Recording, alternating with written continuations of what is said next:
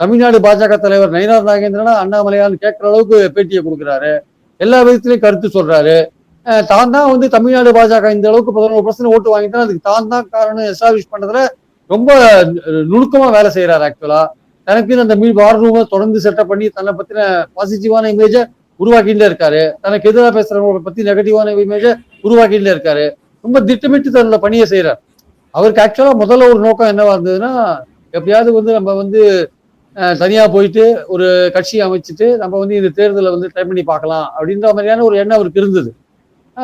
ஏன்னா அவரை நீக்கிட்டாங்க, அந்த கோபத்துல அவர் இருந்தாரு. பண்ணலாம் இருந்தது. அப்புறம் அவரை கூப்பிட்டு அமித்ஷாலாம் சொல்லிட்டாங்க, ஒழுங்கா என்டிஏக்கு வேலை செய்யுங்க. ஏன்னா அதுக்குள்ள அவரை பத்தி ஏகப்பட்ட கம்ப்ளைண்ட், நிறைய சம்பாதிச்சிட்டாரு போனாரு, அது வராது இது வராதுன்னு அவரை பத்தி ஏகப்பட்ட கம்ப்ளைண்ட். அதனால அவரை கூப்பிட்டு நீங்க ஒழுங்கா வேலை செய்யுங்கன்னு சொன்ன உடனே அதனால அவருக்கு என்ன பண்றதுன்னு தெரியல. சமயத்துல எடப்பாடி தான் சிஎம்னு சொல்ல வேண்டிய கட்டாயத்தை அவர் தள்ளப்பட்டார். ஆனா மனப்பூர்வமா சொன்னாருன்னா சொல்லியிருக்கிறதுக்கான வாய்ப்பே கிடையாது, சொல்லவும் மாட்டார் ஆக்சுவலா.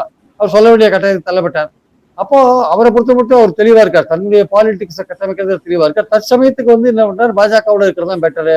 ஏன்னா டெல்லியில பாஜக ஆட்சியில இருக்கு. நம்ம ஏதாவது தனியா போய் ஒரு அணி கிணி ஃபார்ம் பண்ணி கட்சி ஃபார்ம் பண்ணி ஏதோ ஒரு பண்ணினா நம்மளை பழிவாங்கிடுவாங்க. நம்ம மேல நிறைய கம்ப்ளைண்ட் எல்லாம் ஏற்கனவே வாங்கி வச்சிருக்காங்க. அதனால வந்து பிரச்சனைகள் வரும். அதனால யோசிக்கணும் அப்படின்ற மாதிரியான விஷயங்கள்ல சரி அப்படி அடக்கி வாசிக்கலாம்னு சில மீட்டிங்ல அவர் கலந்துக்கல, சில மீட்டிங்ல கலந்துட்டாரு, எல்லாம் பண்ணார்.